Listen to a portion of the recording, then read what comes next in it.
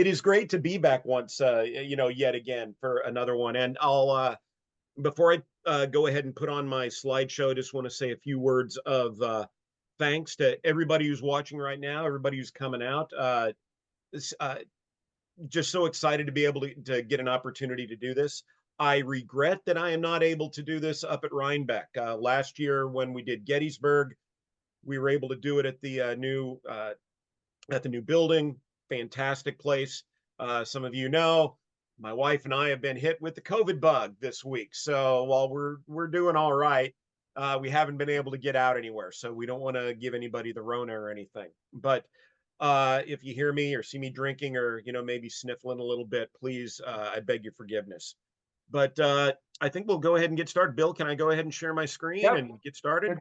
Okay. Could be all working. Oh, it said host disabled, participant screen share. Oh, that host. You know what? Oh boy. Gotta tell you, I have such trouble with that host. Okay, try now. Oh yeah, much better. Okay. All right, there we go. I want to get my Very good. Yeah, that's my it. pointer, my laser pointer up, and we'll be good. Okay. All right, we're good. So, a long and fatiguing campaign, the 150th New York Regiment in the Atlantic Campaign, May to September 1864. Welcome. This is the fourth in the CR Properties Dutchess County in the Civil War history. And I cannot start without saying a huge thank you to Tom Servone and CR Properties. For those of you who've seen this presentation before, Tom's a member of the board of governors here at the Historical Society. He is so dedicated. He has been such a supporter of this program and so many other things that the society does. Cannot thank him enough. Because of people like him that we are able to put on great shows like this. Great shows like, if you saw Bill's talk about the 200th anniversary of the Lafayette visit to Poughkeepsie last month. It's because of folks like our sponsors that we're able to do stuff. So Tom, CR Properties, thank you very, very much. So when talking to Andy Villani a few years ago about, well, what do we do next? He said, well, remember Jim Johnson? He used to really like the anniversaries. I'm like, yeah, that's true. So last year, 100, excuse me, the 100, see, I can't do my math now. That's bad. 160th anniversary of Gettysburg. This year, 160th anniversary of the Atlanta campaign. I guess I kind of goofed up on Averisboro doing that a few years ago, so I don't know what we'll do next year. I actually do have a couple ideas. But the Atlanta campaign represents such an amazing story for the men who fought in the 150th. And I'm specifically talking about the 150th because while there were a number of other New York units, about a dozen of them that fought during that campaign, I could only find one soldier from a unit, not the 150th, who played a small role in the Atlanta campaign. And I'm going to talk about that soldier when we get to that point. So this is a story of the 150th. And as I am researching this story, this quote, and the quote, "A long and fatiguing campaign," is from Colonel Ketchum's official report on the battle that he wrote in September after operations had been concluded. This was a long and fatiguing campaign. And some of the individual soldier stories that we see throughout these 6 months, they really represent the gamut of experiences that soldiers in both armies really, but are going to experience throughout the war. Most of it uncomfortable, but there are some moments of levity here as we go through the stories as well. But there is an incredible range of stories to be told here with Atlanta. So what I'm going to do, again, this is going to be familiar if you've seen some of mine before. We're going to start with a strategic overview, break it down into an operational overview, then take a look a little bit at the 150th, and then we're going to walk through their campaign. So we're going to go ahead and start with the strategic situation in the Civil War in early 1864. What is happening in the war? One thing that's kind of interesting to note is that both the North and the South at the beginning of 1864 are fixated by what happens in the East, by what is happening between Washington and Richmond. For most people in the populace, this is what matters. If it's happening here, it's happening everywhere. What that means is throughout the North, there is a sense of concern. Yeah, we don't know what's going to happen with this war, and we keep getting our butts beat when we try to go after Richmond. The South has a completely opposite perspective. Robert E. Lee keeps beating army after army, Gettysburg notwithstanding, that was viewed as a one-off. So there's a very positive outlook. There is not as much attention being paid to what's going on elsewhere, where things are much more favorable to the Union cause. In the North, it's also a presidential election year, and Lincoln really needs some type of a major victory in order to help assure him a victory in the election.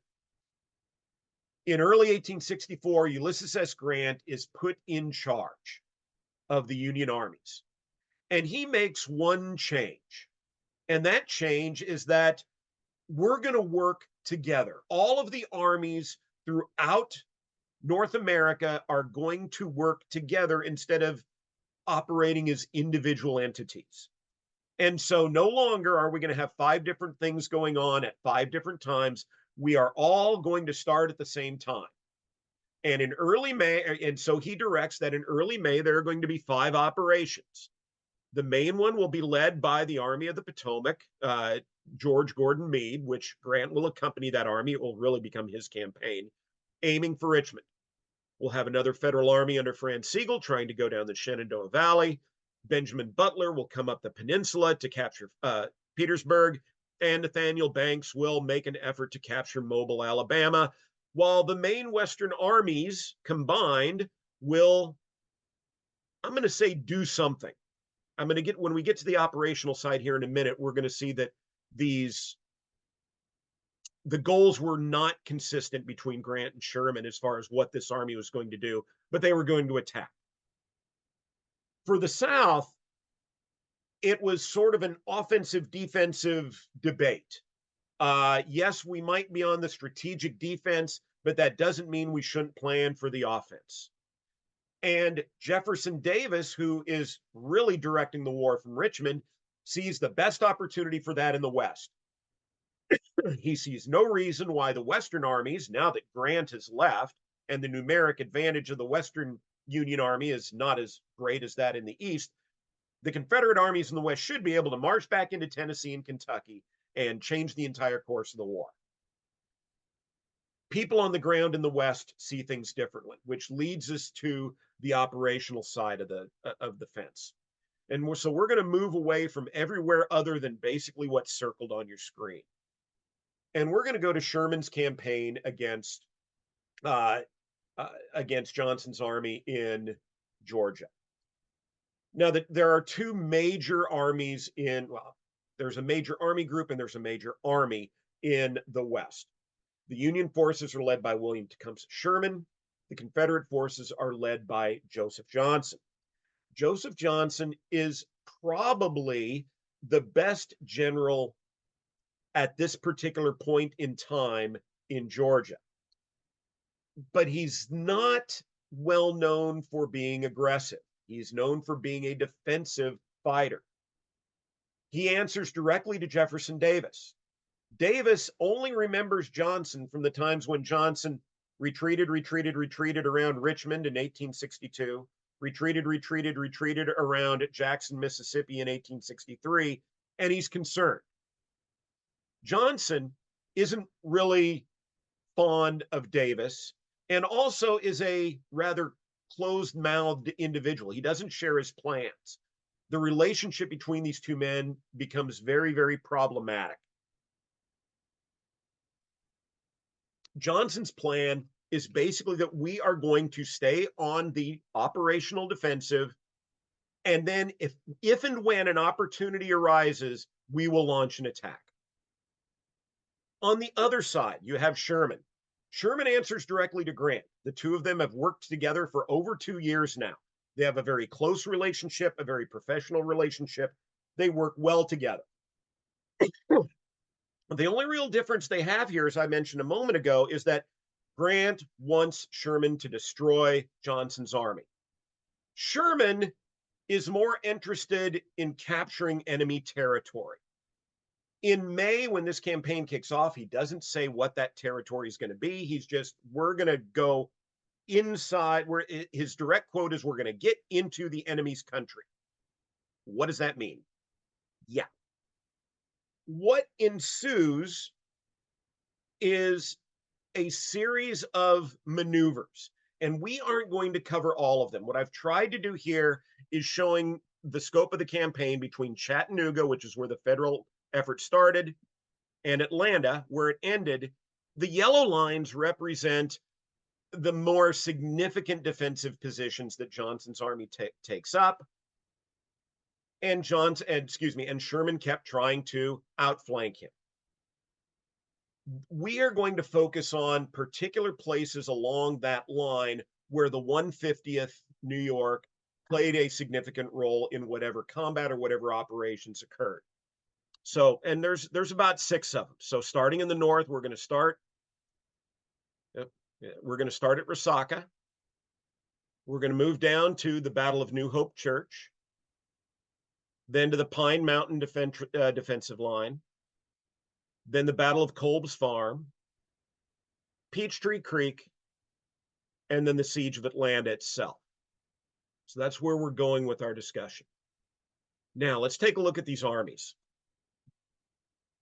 For the Confederates, they have their primary force here is the Army of Tennessee. And you can see the main components that makes it up. A couple things to highlight about this army. This is not the Army of Northern Virginia. This is not Robert E. Lee's army. The Army of Tennessee has a tradition of losing. The only major battle that they have won during the war was Chickamauga in the fall of 1863, which was followed by relative inaction for a couple months before they were just blown away with the battles around Chattanooga. Morale is not terribly high. It's also an army that is kind of thrown together. There's a history of backbiting and infighting between the generals. William Hardee, his corps, you can see there on the left of the screen, is really the only long-term stalwart in terms of his units having worked together for a long time. After the Battle of Chickamauga, a corps was thrown together, using that term intentionally, for John Bell Hood, a lot of units that had never worked together.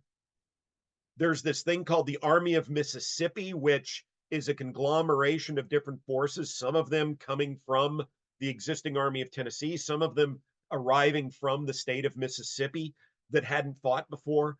A lot of people hadn't worked well together. And in all honesty, there is a wide range of quality amongst the leaders here. A couple of them that we will talk, you'll hear these names more. Joseph Johnson, the commander of the Army of Tennessee. He is relieved halfway through the campaign by John Bell Hood. We'll talk about him. Now, the two gentlemen on the bottom are perhaps a little bit lesser known, but another one of these trends here in this campaign is that the 150th tends to find itself fighting the same Confederate forces most of the time. They never, for instance, go up against Hardee's corps. They spend a lot of time fighting the forces of Alexander P. Stewart and Carter Stevenson. Alexander P. Stewart, a pretty good divisional commander. In the middle of June, he's going to become a corps commander where he's not as qualified. Carter Stevenson, perhaps one of the least talented generals in this army. And I'm going to give a couple of examples where the 150th is glad that they are running into him. I'm not saying this to denigrate the 150th, but they never during this campaign run up against the best troops in the Army of Tennessee. They never run up against Cleburne's division. They never run up against the Orphan Brigade. They never run up against Govan's Arkansas Cockrell's Missouri troops. They never run up against those groups. They always run up against the middle to lesser of the quality troops. The Union Army is the first army group in American military history. We see army groups a lot during World War I and World War II. This is the first army group the Union or the American military has ever seen. It consists of three armies: the Army of the Cumberland, led by George Thomas, about 60,000 men; the Army of Tennessee, this is Sherman's old army, and it's split. About half of the army is with Sherman here. The other half is operating out of Memphis, going against Confederate forces remaining along the Mississippi. There's about 23,000 soldiers there, and then a smaller single corps army under fairly well-talented John Schofield. One corps of about 10 to 13,000 men. The 150th New York is going to find itself under the 20th Corps. Now, you've probably heard the name Joe Hooker before. He commanded the Union Army of the Potomac at the Battle of Chancellorsville. He's actually a very, very good Corps commander. Not perfect, certainly, but he's very talented. He is relieved. Well, I should say relieved. He is relieved / resigns halfway through the campaign, and we'll get to why that happened in a bit. Their division commander is this Alpheus Williams, who temporarily took command of the 20th Corps. Williams is actually, I can go to the next slide. Williams down here, he's an old, grumbly, foul-mouthed, one of the older generals in the Union Army, but he's very talented. He's good. He's proven himself throughout the war at all levels of command. Later in the war, he will go on to permanently command an Army Corps and do a very good job. The 150th Brigade commander, you can see him there, Thomas Ruger. Again, another very, very talented young commander. This army is blessed with a lot of good commanders, a lot of good units, and more importantly, all three of these armies are used to winning. That's an important thing. The 150th is led by John Ketchum. I know a lot of you know a little bit about the 150th's background. For those of you who are less familiar with the 150th, John Ketchum was the first colonel of the regiment. The 150th was formed started to be formed in the summer of 1862, following Lincoln's call for 300,000 men to serve for 3 years. The regiment spent its first 8 months doing guard duty in Baltimore, then fought at Gettysburg, was sent out west to do anti-guerrilla operations and guard supply lines. And I'll fully confess, one of the stories that we're not going to get to is about a very challenging situation where guerrillas ambushed and killed 2 members of the 150th, and Ketchum put a $5,000 bounty on their head. This occurred in Tennessee 2 months before the start of the campaign. And he is a good, solid regimental commander, has a good reputation, will end up getting wounded in action outside of Savannah, and will go on to end the war as a 1-star general. Throughout, some of you may have seen this picture. I've used this in Aversboro before, but I have quotes from a couple of different places that you're going to see regularly. One of those places is the Poughkeepsie Eagle. The Poughkeepsie Eagle is available for 1864, pretty much the entirety of the year. And there are a series of reports from the front. I don't know who wrote those.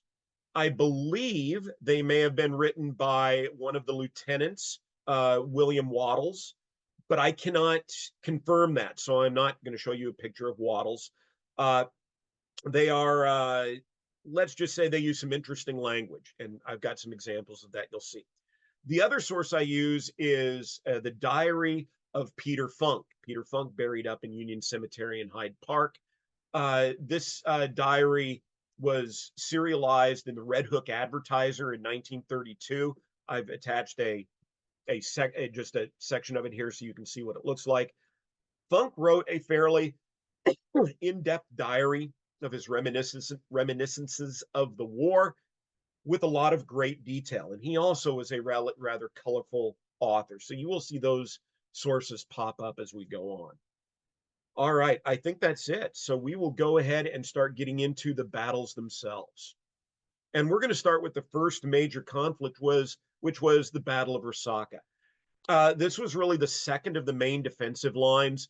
Sherman missed an opportunity at the first at a place called Snake Creek Gap, and was a little bit perturbed that he had done so. So he ran up against the second line that Johnson established, and was trying to figure out a way to get around it. Resaca was a 2-day battle. On the first day of the battle, the 150th, as part of Hooker's Corps, was down over on the southern end of the Union line. On the night of the 14th, they were ordered to move all the way around to the far left of the Union line. Now, these attack lines are a little bit overdone. This was more heavy skirmishing. It wasn't necessarily a major attack. But this sort of gives you the layout for what happened the next day when the 150th got more involved. So here we see our first entry from the Poughkeepsie Journal that I was talking about.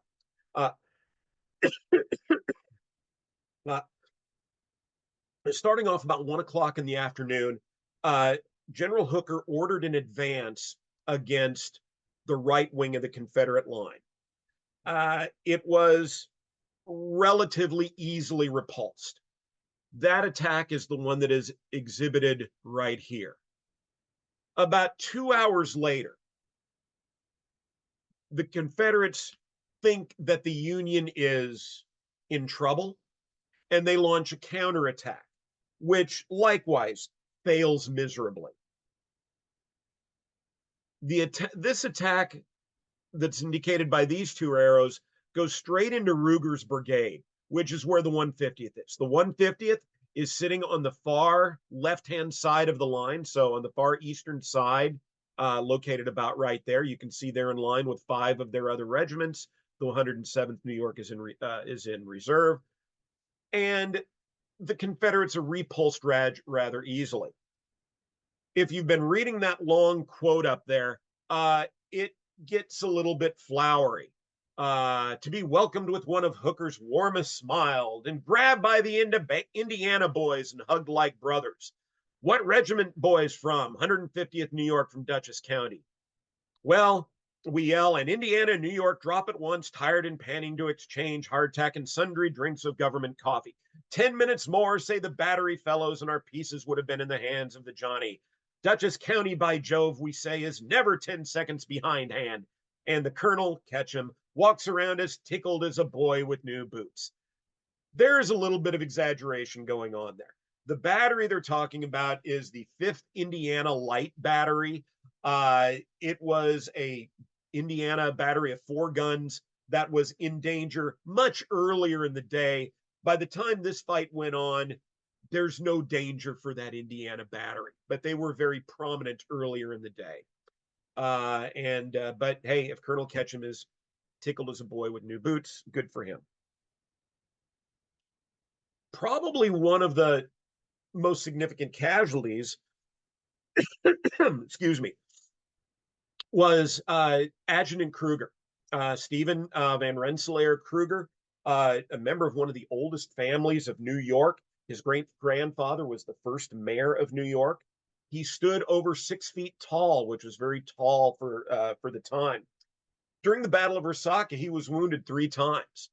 This account in the upper left-hand corner is written by the surgeon, Major S.G. Cook. Standing, holding onto a little tree, spanning it with his hands above his head, with blood pouring out of his mouth in a stream. We believe then that his wound was fatal, and it was so reported, but after 2 or 3 months, he returned to us seemingly as well as ever. During the Battle of Resaca, he was shot in the left breast. The bullet went all the way through his body and out underneath his left shoulder blade. While being carried to the rear, he was shot twice more, once in the right shoulder and once in the leg. The leg was a very minor scratch, but the other shoulder wound was not. As Cook said, they thought he was going to die. However, he didn't, but he was discharged.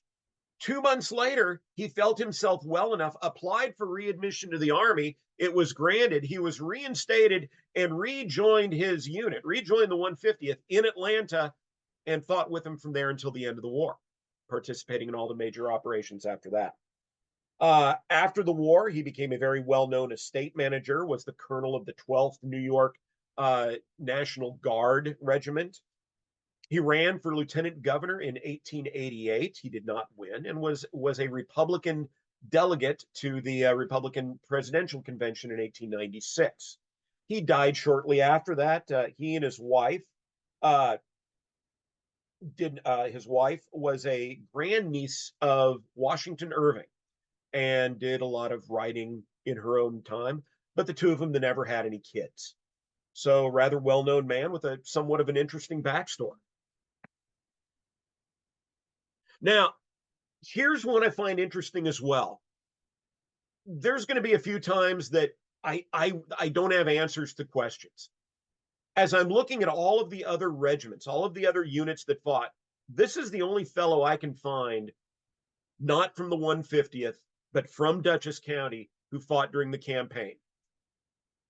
And everything I know about him is there on that slide, which isn't a whole lot. He was, I know he's 23 years old. He enlisted in January of 1862, so very early. He enlisted in Rhinebeck. He was a farmer by the name of John Brophy, and he enlisted in Company B, 102nd New York. 102nd New York is a regiment made up primarily of people from New York City. Why he did, I don't know. I found a few stories about some of the people who enlisted before the 150th was established, before the 128th, the 159th. That, I think, that is another bigger story for another one of these presentations. But he's kind of unique, and he was killed at Resaca. Part of the reason he might have been killed is because his regiment was part of this brigade right here, which at the same time as the 150th is undergoing a relatively minor engagement. This brigade is leading Geary's division into the teeth of the Confederate lines. And even though they're going up against some, you remember I talked about Stevenson not being the best commander, they're in entrenchments, they're in field fortifications, and they're able to repulse the Union fairly easily. And he's killed in that assault. So moving on to the next one, the Battle of New Hope Church. Now, New Hope Church occurred a couple of weeks later, on the 25th of May, and it was the first in a series of a number of different battles that occurred along one of these defensive lines that Johnson set up. This was a case where Hooker thought there was an opportunity to get around Johnson's flank, didn't realize that the flank extended further than it did, but he tried to assault with two of his divisions, the divisions of Daniel Butterfield and the division of Alpheus Williams. The brigade of Thomas Ruger was the second in the column of brigades you can see here, and within this second line, this was the 150th position. They were on the front line along with the 3rd Wisconsin, the 27th Indiana, and the 107th New York were behind them. The 13th New Jersey was basically guarding the brigade and the division's flank. And the second Massachusetts was guarding the trains in the rear, did not participate in the battle. The Union forces lined up at about 5 o'clock in the afternoon. They charged. They never got closer than 50 yards from the Confederate lines before they were defeated and beaten back. 2 hours later at 7 o'clock, massive thunderstorm. I'm going to talk a little bit more about the rain here in a minute. Massive thunderstorm ended the battle for the day. The 20th Corps of Hooker, they ended up losing about 1,600 men. The Confederates only lost 300 to 400. This was not a victory for the Union in any way, shape, or form. Not through any fault of the 150th. You are not going to be successful doing a frontal attack across relatively open ground on entrenched troops. And that's what happened at New Hope Church. Now, here's my Nebraska connection. A lot of you know I'm a native Nebraskan. Go Big Red. And I love to find Nebraska connections. One of the soldiers wounded at the Battle of New Hope Church was Aaron Dutcher from Armenia, who was born in 1845. Now, looking at the census of 1865, or the censuses of 1865, 1870, 1875, he was a farmer after the war. Now, he recovered. He was in Company A. He recovered after his wound. And he continued to farm. In 1865, he was farming in Armenia. In 1870 and 1875, he was farming up in Broome County, just to the northeast of Binghamton. But in 1880, he was farming in Indianola, Nebraska, which is in the far southwestern corner of the state. From that point, I've got a couple, there's one little discrepancy. There is no doubt that he married a woman by the name of Julia Horkey, excuse me. Julia Horkey, immigrant from Bohemia. Gotta love it. They were married and they lived until his death in 1916. She lived until 1934. I saw a reference that they were one of the early settlers in Red Willow County, Nebraska in 1879. Okay, that's fine. But I also find a reference to Aaron being married to a Mary Dutcher at that time and not being married to Julia until 1889. So I'm not exactly sure what's going on. I've actually contacted the librarian of Indianola, Nebraska to see whether, hey, you got any information on Aaron Dutcher, the Dutcher family? The other thing I find kind of interesting, there was one daughter by the name of Agnes. Agnes ended up marrying a gentleman by the name of George Case. And looking through the censuses, they gradually started to move or to live a little bit further to the east in Nebraska. In 1920, they were living in Franklin County, in Franklin, Nebraska, and Franklin County, which is relatively close to a town of Hildreth, Nebraska, where I have a lot of my ancestors who lived there at about the same time, which is kind of interesting. And then they ended up in 1930 living in Geneva. Agnes and George Case died in Geneva. Agnes is buried in Geneva. Geneva was one of our big rivals in high school. Geneva is not far from where I grew up. So this is like one of those excitement moments like, oh my gosh, this is cool. I know somewhere I got to visit. But so there's one little personal connection that makes me excited. Now, this next one, though, is interesting. We don't know a lot about the soldier, but we have an amazing repository of documents about this soldier. Soldier's name is Private Isaac Blauvelt, born on the 17th of July, 1829. He was, excuse me, I'm sorry, in Company E. And he was over in, I actually don't have it written down. I want to say Stanfordville, or it would have been Armenia. It was one of those towns that he was in. I can't remember. I am sorry, and I don't have it written down. It's driving me crazy. He was, well, you can read what happened to him. He was wounded by a shell on the afternoon of the 25th near the knee of the right leg. His leg was amputated on the 29th, and he died on the 30th about noon. This is a letter that is written to his wife, Rhoda Ann, by a guy named George F. Sarles. Now, George F. Sarles was a corporal, promoted to sergeant, promoted to first sergeant. So basically was the senior non-commissioned officer in, excuse me, in Blauvelt's company during the battle. So after the battle, it only makes sense that he would write the family.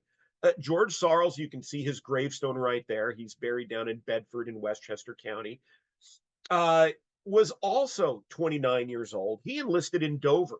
So there is at least some geographical connection between where these men came from. The letter is, when I was talking at the beginning about some of the things that shared experiences, we see a number of the shared experiences here. Number one, being wounded on the battlefield, unable to be recovered because you're so close to the enemy. Uh, there's some other documentation here that he had to stay on the field until the following day before he could be removed. It wasn't until 3 days later that he was able to get his leg amputated because of all of the casualties that were coming into the aid station. And then if you read the rest of the letter, uh, references to to a holy salvation, may he rest in peace until the final trump shall sound. Monetary issues, he's got money coming, I will send it back to you. In that fourth paragraph, I've actually tried to look up. I have no idea who Billy Wall is. I have not found any reference. There is nobody even close to that name in the 150th roster. Talking about Sarles writing his own wife to tell you he was badly wounded. So obviously these two gentlemen knew each other. So just an incredible document. Now, the other thing that's interesting, though, is we have a follow-up document. This one was written on the 30th of May, 1864. Here's another letter that is going from the Sanitary Commission in the Louisville Hospital District on July 11th, so about 6 weeks later, back to somebody by the name of George Webb Esquire in Bedford. Remember how I said that Sarles was buried in Bedford? I don't have much about him other than that he actually lived in Bedford both before and after the war. Not sure why he enlisted in Dover, but he did have an extended period of life in Bedford. So did somebody in Bedford contact the Army and say, hey, what's going on here with this Blauvelt guy? Well, they write back basically a formal letter. I have no idea who H. Holbrook is, but saying, he was seriously wounded at the Battle of Dallas, Georgia, in the left leg, it being torn below the knee. Leg was amputated. He lived 3 days. He lay on the battlefield a part of one day and all night, he being so near to the enemy. Here's another one that is a common experience. He was decently buried on a little knoll to the left of the Burnt Hickory and Dallas Road, about 5 miles from the former place. It was common that when soldiers passed away, they would get hastily buried in a location. Then, if fortunate enough, their bodies would be relocated as a named individual to a collected gravesite. So here is a picture of Blaufeld's grave at Marietta National Cemetery, where many of the dead of the campaign ended up being buried. So an interesting little correspondence. We also have his wife, her name was Rhoda Ann. She went by Annie. This is her pension paperwork, where she's requesting pension to include the renewals, re-verifications from 1867, 81, 86, 1916, 1917, and the year before her death, 1920. So we have a lot of documentations that tell us a little bit about what's going on with Isaac Blauvelt. Now, another kind of a longer story, and while another story from the Poughkeepsie Eagle, and this is a picture from Marietta as well. This is First Sergeant Henry Story, who was the first sergeant of Company C. Very traditional, heroic death. Words were hardly out of his mouth before he fell dead. Company went sadly forward over the body, eager to avenge. Come on, boys, we have found them. I can find nothing else on Story anywhere. This is the only documentation I have on Story at all. So another one of those, I'm sure there's more Story out there. I just don't have it. Now, the next conflict we have, it's not really a conflict, but Pine Mountain. Pine Mountain was another defensive line. Our last battle took place at New Hope Church, about right here. This is the Pine Mountain line, just a few miles behind it. There wasn't a major battle, but for about 8 days, there was constant sniping and shelling, and it rained incessantly the entire time. One of the most common remembrances of the people of this campaign was all the stinking rain. It rained all the time. But just because it's raining, and here's where there are no small battles, because even when there's a small skirmish, somebody is going to end up getting hurt or dying. So just as a sidebar to some of these Poughkeepsie Eagle conversations, a shell exploded in front of Company A, killing Corporal Stone. Privates Daniel Glancy, James E. Myers, and Patrick McManus were wounded. Glancy died the same night. The next night, Snyder and Sparks were killed on the same line. So it's these onesie and twosies, not die. This is wearing the soldiers out. Now, I'm going to be very quickly here, because the thing I want to point out isn't so much the stories of these three gentlemen. Henry Sigler, Cornelius Sparks, William Phelps. I don't know much that's not already on these things. Henry Sigler was a private in Company F from Stanford. Lived up, and he was a farmer in Tivoli when the war started, and he was killed on the 16th of June on the picket line. Cornelius Sparks was a young 18-year-old who was living with his brother, who was an apprentice carpenter in Poughkeepsie when the war started. And William Phelps, don't really know much about him, because he transferred into the 150th from the 145th New York. We just know that Phelps was from New York City. Why I have these three gentlemen here, though, is if you look at the numbers on the gravestone, these are all from Marietta. 8871, 8874. You can't see it here. This one is 8872. The reason I highlight those is because 8873 is an unknown that I'm pretty sure is a fellow by the name of Daniel Glancy, the one who was just listed. Because Glancy also died on he was shot on the 16th of June. He died on the 17th of June, known to be buried in an unknown grave. It was stated that it was an unknown grave. He was a Mason from Pine Plains, originally born in Ireland. There's a record of 4 graves: Sigler, Sparks, Phelps, and an unknown being buried near. You can see the description right there. So it would only make sense that this unknown soldier is probably Daniel Glancy. Can we prove it? No, not really. And we don't know anything more about Glancy. He had a wife named Margaret who applied for his pension. That's as far as we get with him. But one of those little stories that you can kind of piece together bits and pieces of.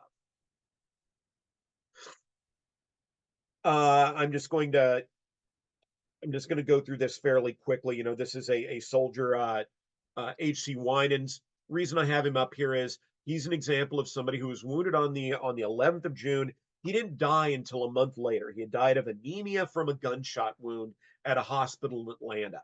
Another case where once you got shot, if you made it through the battle, it didn't mean that you were out of the woods. Kolb's Farm. Now, this is a little bit more of a significant battle for the county, because during the entire war, the 150th only lost 2 officers in combat. We talked about David Slate at the Battle of Aversborough. Here, you had the other one that passed away, Henry Gridley. Kolb's Farm. Very quickly, though, I do have to highlight this. This is one of my favorite quotes from whoever is writing for the Eagle.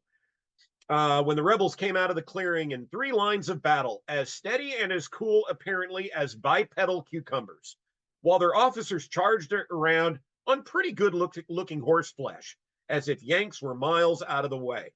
I just find that hilarious. I'm like, who? I mean, I know this is a different era, but that's some interesting writing right there.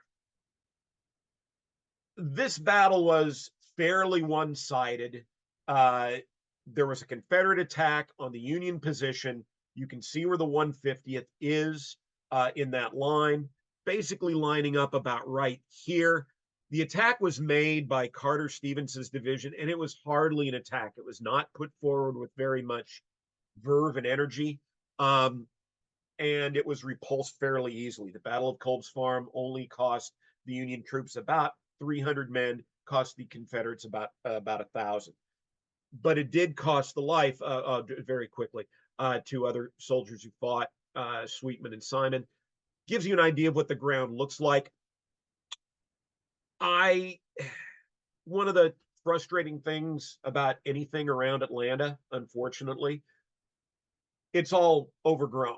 This terrain right here is, that picture was taken right about right in there, in that location. This line, the 150th, was about right there. That right there is a housing area. There's a Kroger and a Kroger shopping plaza about right there. Most of this battlefield is overgrown. Can't really see what a lot of it looked like. This is Henry Gridley. Now, Henry Gridley comes from a very, and apologies to Betsy Strauss if I say anything incorrect about Amenia, but excuse me. Henry Gridley came from was a member of one of the leading families of Amenia. His father, Noah Gridley, was one of the founders of the Gridley Iron Works and was responsible for selling land to this guy by the name of Gale Boden, who wanted to build a condensed milk factory over in the eastern part of the county. A graduate of Amherst College in Massachusetts. After Gettysburg, suffered for a number of months, barely survived an attack with, quote, malarial fever. But he made it, he came back, and he was killed basically with a shot to the heart at the Battle of Kolb's Farm. He died right away, very quickly. Said he's dead before he struck the ground, is what the author, who I actually think was Waddles, said in this article. Another gentleman. Now this is his tombstone up in Millerton, up at the Irondale Cemetery. The thing I find interesting about James Myers, though, is I got a feel for this guy. If you read his service record, well, he was wounded at Kolb's Farm. He deserted on the 29th of October, 1862. He returned to duty on the 28th of March, 1864, faced a court-martial, was basically kept in the Army with a penalty of losing $10 a month pay. His salary per month was $13 a month. He had to give up $10 a month as part of his pay. He's back for 3 months fighting this rough campaign, and he gets wounded at Kolb's Farm. But he made it. He lived through the end of the war. In the census of 1900, he was living up in Northeast as a farmer. The following census in 1910, a year before he died, he was a carpenter in Poughkeepsie. So he lived, 8 years before he died. He died in 1918. So, he had an interesting life. Now, the Battle of Peachtree Creek is probably the biggest of the battles that occurred. The 150th didn't have a major role in the battle. Again, you can see the regiment was pretty much on the far right-hand side of the line, right behind the 5th Connecticut that was belonging to a different division, or a different brigade, excuse me. Only 3 companies from the regiment really got into the fight. Companies E, H, and I'm not sure the third. I think it was C Company, but I could be wrong on that. And this was a case where the Confederates, John Bell Hood had just taken command of the Confederate Army of Tennessee, launching a massive attack, what he hoped would be a massive attack, and it turned out to be a series of disjointed, relatively ineffective pushes. The Confederates were repulsed fairly easily. Wounded in this fight for the 150th was William Van Kuren. Now, I've included his entire timeline because it is so unique. Born in Pleasant Plains, he enlisted early as a private in 1861 in the 44th New York. He fought in the Peninsular Campaign. He fought in the battles of Gaines Mill and Malvern Hill. Then he left that unit to accept a commission in the Dutchess County Regiment, where he fought at Gettysburg, fought at the Atlanta Campaign. He was wounded in both legs at Peachtree Creek. So he was sent to Nashville to recuperate. He got better just in time to fight in the Battle of Nashville under George Thomas when the rest of the regiment is off doing the March to the Sea and the March through the Carolinas. He managed to hit a number of just interesting events, being in the right place at the right time. I mean, yeah, that might not be right. He got shot to do it, but that's an interesting collection of experiences. Uh, Later on, a member of the New York State legislature, an assemblyman. The reason I wanted to include Hosea Budd's story, it has to do with calculating troop strength. Now, we don't know exactly all the details here, but this is from the Dutchess County Regiment, the history book. 75 men who volunteered for a hazardous task being placed under the command of Captain Schofield went into action. I believe he was part of that initial 3 companies that were put in front of the rest of the regiment during the battle.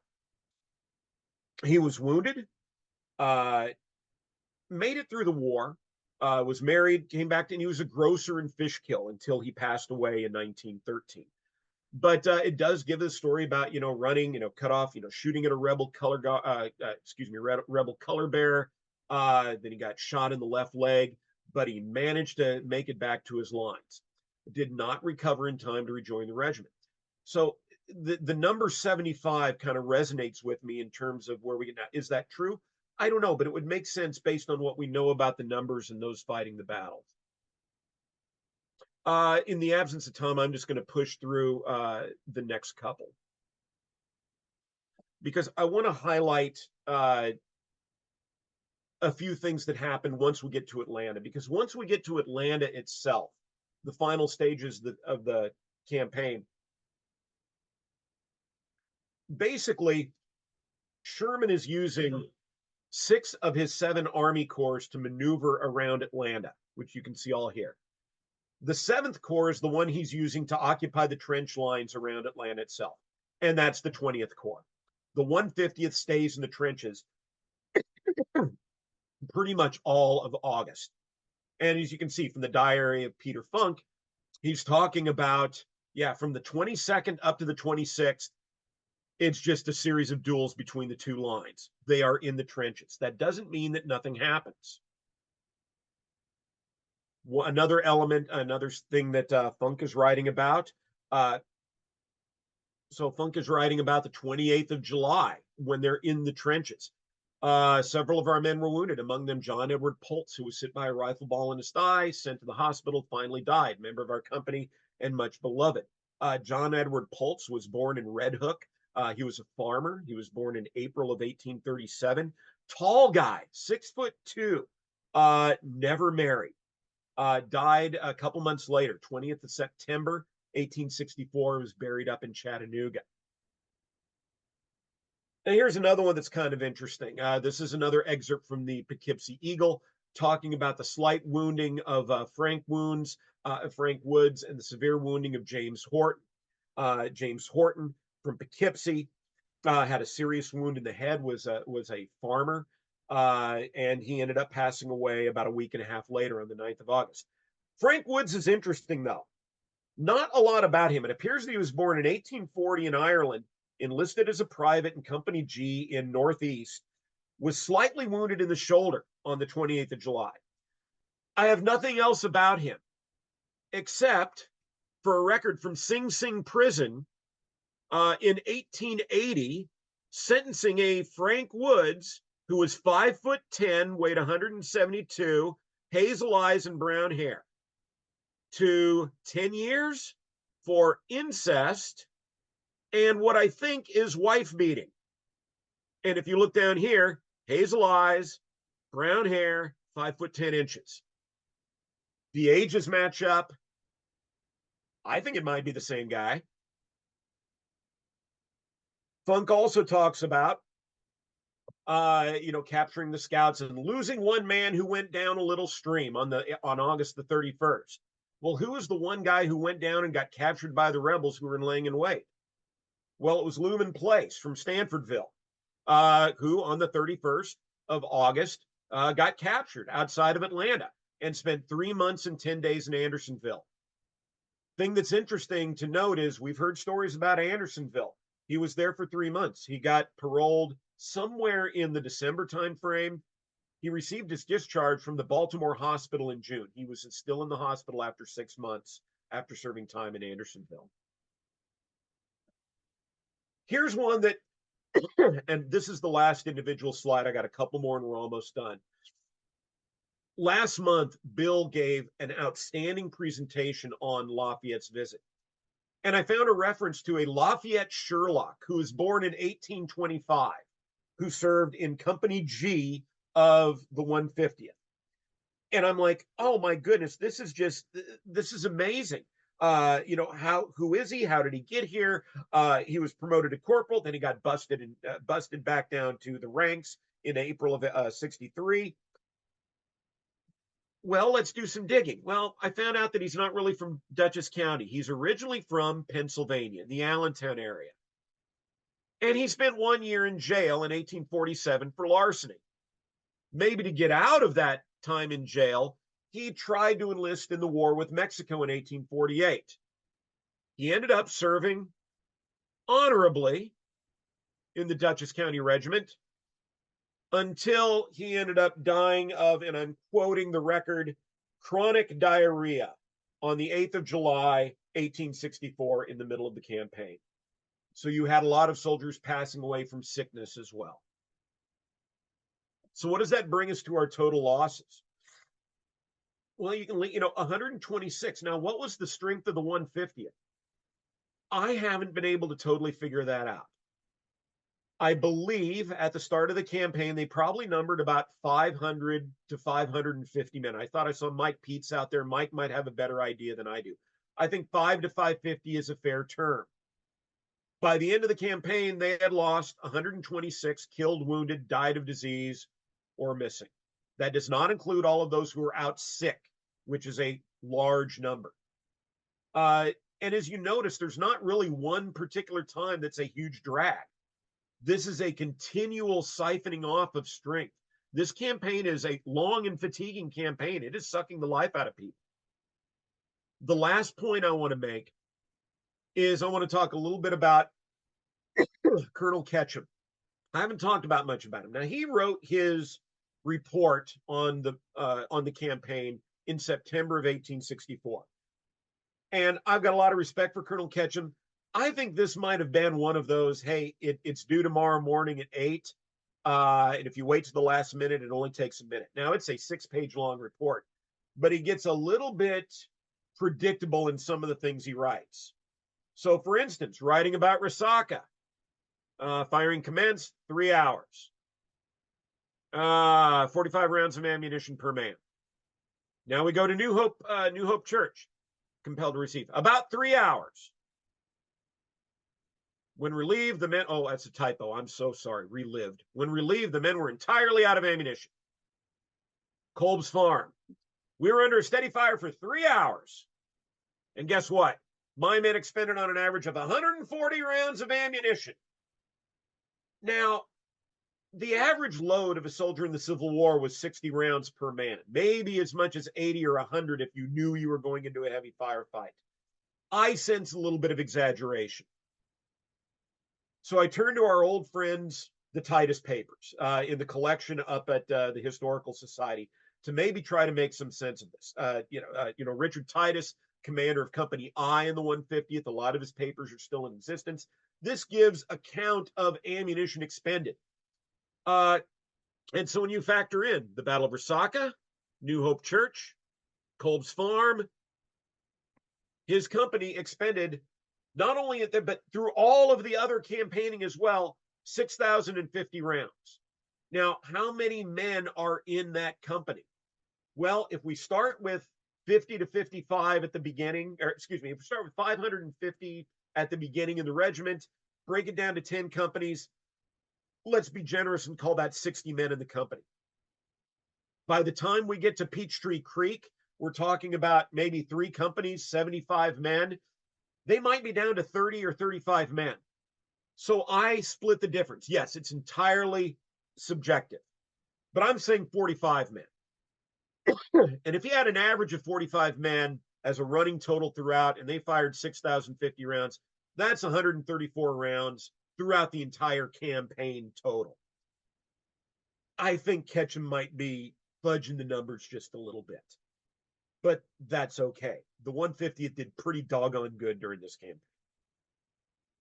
So, and then I did, for purpose of this, is the following quarter, July, August, and September, much lower use 2100 rounds for Company I as well. Thank you very, very much. I really appreciate all of your attention. I'm going to go ahead and stop the sharing now.